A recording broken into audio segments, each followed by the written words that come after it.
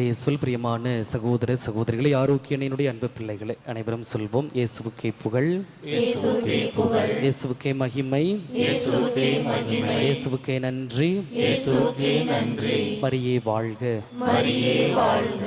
இயேசுவில் பிரியமான சகோதர சகோதரிகளை, ஆண்டவர் இயேசு இன்றைய நற்செய்தியின் வழியாக நமக்கு கொடுக்கின்ற ஒரு கட்டளை, அன்பு கட்டளை. ஒருவர் மற்றவரிடம் அன்பு கொள்ளுங்கள். அதை இன்றைய நற்செய்தி வாசகத்தில் தொடக்கத்திலும் பார்க்கின்றோம், முடிவிலும் பார்க்கின்றோம். நீங்கள் ஒருவர் மற்றவரிடம் அன்பு கொள்ள வேண்டும். எல்லாம் அன்பு கொள்கிறீங்களா, அன்பு வச்சுருக்கிறீங்களா அப்படின்னு கேள்வி கேட்டோம்னாக்கா அன்பு செய்கிறோம் ஃபாதர்னு சொல்லுவீங்க. கணவன் மனைவி, மனைவி கணவன், தாத்தா பாட்டி, பேரன் பேரப்பிள்ளைகள் என்று சொல்லி அன்பு பல பரிமாணங்களில் செல்கின்றது. இளைஞர்கள் இளம்பெண்களிடம் கேட்கவே வேண்டாம், நீங்கள் சொல்கிறதுக்கு முன்னாடி நாங்கள் அந்த கட்டளையை செஞ்சுக்கிட்டு வர்றோம் ஃபாதர் அப்படின்னு சொல்லுவீங்க. ஆக ஒருவர் மற்றவரிடம் அன்பு கொண்டு இருக்கின்றோம். இந்த சமுதாயத்தில் இந்த சமுதாயம் இயங்குகிறது என்றால் அடிநாதமாக இருப்பதும் கூட அந்த அன்பு தான்.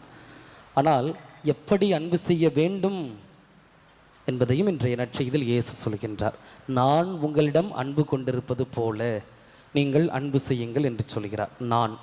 நான் உங்களிடம் அன்பு கொண்டிருப்பது போல.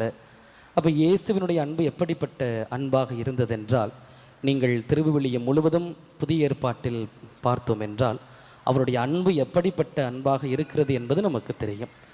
சுயநலம் இல்லாத அன்பு, வெறுப்பு இல்லாத அன்பு, கருணையே உருவான அன்பு, நீதியே உருவான அன்பு, காருண்யமான அன்பு, மற்றவர்களுக்கு நல்லதை மட்டும் செய்யுமே அன்பு. உதாரணமாக, விபச்சாரத்தில் பிடிப்பட்ட பெண்ணை எல்லோரும் கல் எடுத்து எரிந்து கொல்ல நினைத்த வேளையில் அவர் சொன்ன அந்த வார்த்தை, எல்லோருடைய கைகளும் அங்கே சுட்டி காட்டி கொண்டிருக்கின்ற பொழுது, உங்கள் மீது பாவம் இல்லாதவர், யார் யாரெல்லாம் பாவம் செய்யலையோ நீங்கள் முதலில் கல்லெறியுங்கள் சொல்லி அந்த பெண்ணை பாதுகாத்து கொண்ட அந்த அழகான அன்பான ஒரு தருணம். சக்கேயுவை எல்லோரும் குட்டை பாவி என்று சொல்லி ஒதுக்கிய பொழுது, இவரும் ஆபிரகாமின் மகனே என்று சொல்லி அவரையும் சேர்த்து கொண்ட அன்பு. ஆக நற்செய்தியில் பார்த்தோம் என்றால் அவருடைய அன்பு இவ்வாறாக விரிவடைந்து செல்கின்றது. ஒருவேளை யூதாஸ் இஸ்காரியத்து கூட திரும்பி வந்து, ஆண்டவரே நான் பாவி, என்னை மன்னித்து விடுங்கள் என்று சொன்னால் கண்டிப்பாக அந்த யூதாஸிற்கும் கடவுள் வாழ்வு கொடுத்திருப்பார். அப்படிப்பட்ட அன்புதான் அவருடைய அன்பு. அதே போல இயேசுவினுடைய அன்பு மற்றவர்களுக்கு வாழ்வு கொடுக்கின்ற அன்பு, வாழ்விக்கும் அன்பு, யாரையும் கெடுத்திராத அன்பு, நல்லவைகளை மட்டுமே நினைத்து கொள்கின்ற அன்பு. அதனால் தான் சொல்கிறார், நான் உங்களிடம் அன்பு கொண்டிருப்பது போல நீங்களும் அன்பு கொண்டிருங்கள் என்று சொல்கின்றார். இந்த மன்னகத்திலே அப்படிப்பட்ட அன்பை பார்க்க முடிகிறதா என்றால் பார்க்க முடியும். உதாரணத்திற்கு நீங்கள் செய்தித்தாள்களிலும் தொலைக்காட்சியிலும் பார்த்திருப்பீர்கள். கடந்த சில நாட்களுக்கு முன்பாக ஏற்பட்ட ஒரு படகு விபத்தில் நிறைய பேர் இறந்து போனார்கள். ஆனால் ஒரு தாய் மட்டும் தன்னுடைய பிள்ளையை அந்த மார்போடு சேர்த்து அணைத்து கொண்ட ஒரு ஃபோட்டோ, வீடியோ எல்லாம் வந்துச்சு. நிறைய அன்பு இருக்குது, மண்ணுலகத்திலும் அந்த அன்பு இருக்கின்றது, இல்லை என்று சொல்லவில்லை.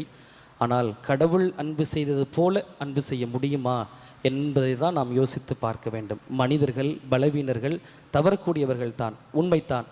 ஆனால் நாம் முற்று நோக்க வேண்டிய ஒரே ஒரு அன்பு, நாம் முற்று நோக்க வேண்டிய ஒரே ஒருவர் ஆண்டவர் இயேசு கிறிஸ்து. இருகரம் விரித்தவராய் என் அன்பு மகனே, என் அன்பு மகளே என்று சொல்லி தன்னை முழுவதுமாக நமக்கு கொடுத்த ஒரு அன்பு. நம்முடைய அன்பும் சுயநலம் இல்லாமல் இருக்க வேண்டுமா, அல்லது பொறாமை இல்லாமல் இருக்க வேண்டுமா, மற்றவர்களை வாழ்விக்க வேண்டுமா? நாம் பின்பற்றக்கூடிய ஒரே ஒருவர் அல்லது பின்பற்ற வேண்டியவர் இந்த இயேசு மட்டுமே. அன்னை ஆரோக்கிய மாதாவை தேடி வந்திருக்கின்றோம். எத்தனையோ விதமான புதுமைகள், பரிந்து பேசுதல்கள், பாதுகாப்புகள் நிறைய நடந்து கொண்டிருக்கின்றன. அதை நாம் யோசித்து பார்க்கின்ற பொழுது அந்த அன்னை நம்மீது கொண்ட அன்பு தான், அது மட்டும்தான். நம்மீது கொண்ட அன்பினால்தான், அந்த பாசத்தினால்தான் நமக்கு இவ்வளவு புதுமைகள், அற்புதங்கள், அதிசயங்கள் நடைபெறுகின்றன.